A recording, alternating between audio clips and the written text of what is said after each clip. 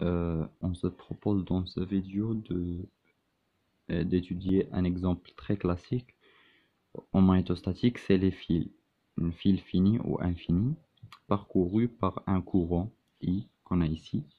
On a ici un fil limité entre ces deux points, parcouru par un courant I vers le haut.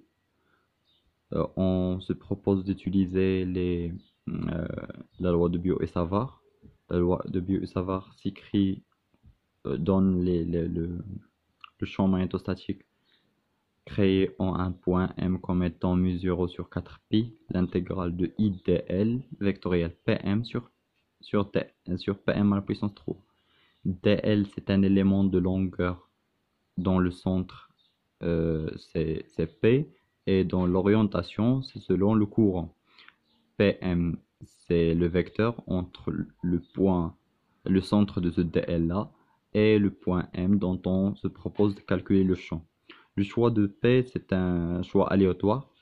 On ne doit pas choisir la projection de point M sur le fil. On choisit un point quelconque de la distribution, toujours. Pour appliquer cette loi-là ou ce théorème, on doit choisir un système de coordonnées. Généralement, pour les fils c'est des petits cylindres, donc on choisit les coordonnées cylindriques, telles que le fil, l'axe de fil, c'est l'axe Z. Le vecteur unitaire ER s'est dirigé vers l'extérieur et perpendiculaire sur l'axe OZ. Et pour trouver O, on fait la projection de M sur le fil. Et pour trouver la direction de EFI, on effectue le produit vectoriel entre EZ et ER. EZ vectoriel ER, c'est un vecteur entrant, donc EFI c'est entrant.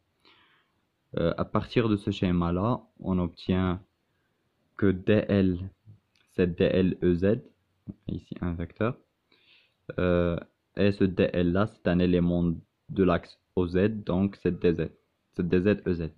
Alors que Pm, on va utiliser la loi de Schall. Pm, c'est PO plus OM.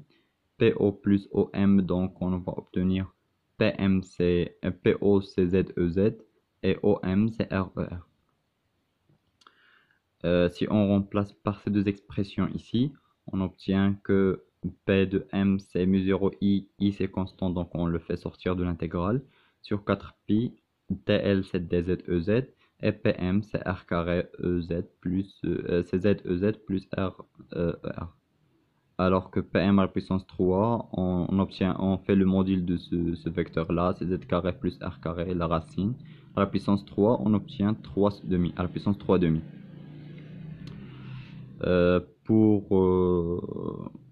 On peut calculer ce produit vectoriel. EZ vectoriel EZ c'est 0, EZ vectoriel ER c'est EFI.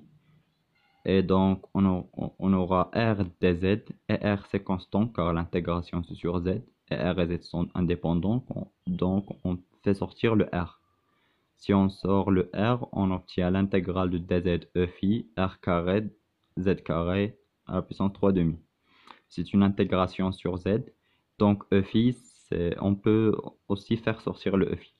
Il faut faire très attention lors d'une intégration comme ceci, si le vecteur dépend du coordonné ici. Car ici, si on a phi, si on a déphi, phi dépend de phi.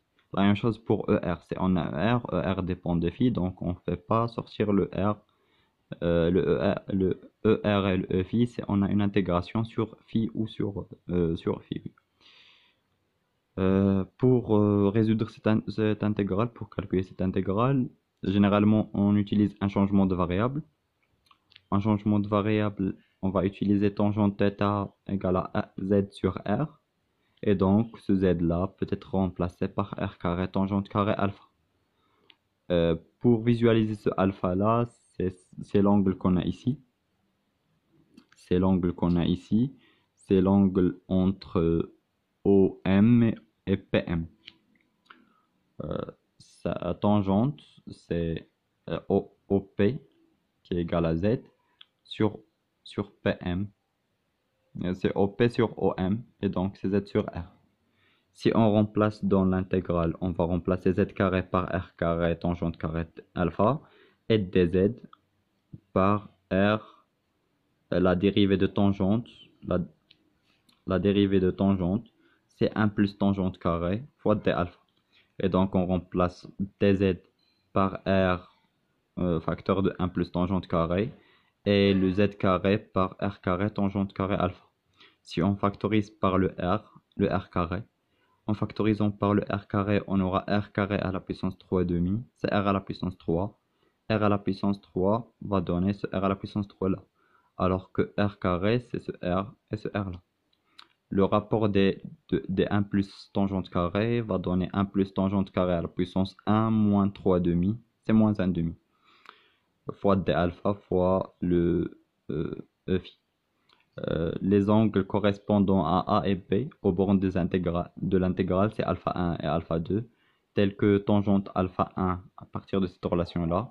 Tangente alpha 1, c'est A sur R, et tangente alpha 2, c'est B sur R. Un simple changement de variable. Pour calculer cette intégrale-là, il suffit de remplacer tangente par sinus sur cosinus. On aura donc 1 plus tangente carré, c'est cosinus carré. C'est 1 sur cosinus carré. Et 1 sur cosinus carré à la puissance moins 1,5, c'est cosinus fois d alpha e phi. Et donc on obtient une intégrale simple, c'est cosinus. L'intégrale, la primitive de cosinus, c'est sinus. Et on aura sinus alpha 2 moins sinus alpha 1 fois e phi. On peut vérifier bien la dimension de P. À partir de cette relation-là, on obtient que P, c'est mu0 I. Ici, c'est une distance fois une distance sur une distance à la puissance 3. Donc, distance carrée sur distance à la puissance 3. Donc, c'est 1 sur distance. Et donc, P, c'est mu0 I sur une distance. C'est la même chose ici. C'est mu0 I sur une distance. La distance, c'est R. Les sinus n'ont pas de dimension. Alors que alpha 1 et alpha 2, voici leur expression. Pour un fil infini, si le fil est infini, les angles, si on a un point, l'extrémité est à l'infini, le alpha devient pi sur 2. Alors que si l'autre extrémité est infini, l'autre angle devient pi sur 2 aussi. Et on obtient alors alpha 2 égale à moins alpha 1 égale à pi sur 2. Et si on remplace ici, sinus de pi sur 2 c'est 1, sinus de moins pi sur 2 c'est moins 1, avec ce moins c'est 1. Et donc on obtient 1, 2 ici. Et donc pour un fil infini, P c'est mu0 I sur 2 pi R, suivant e phi. Pour déduire les lignes de champ, on peut déduire les lignes de champ ici. Le fil est comme ça, et le P est entrant si on est ici, et les sortants ici. Donc les lignes de champ sont des cercles concentriques dans le centre et la projection du point sur l'axe. Ils sont concentriques sur l'axe. Si on voit là le fil à partir du haut, on obtient des cercles concentriques ici et le champ P et les tangents en chaque point de ces cercles-là, avec des R différents bien sûr. R1, R2. C'est la première application classique du magnétostatique. On se voit dans une autre vidéo pour présenter une autre application.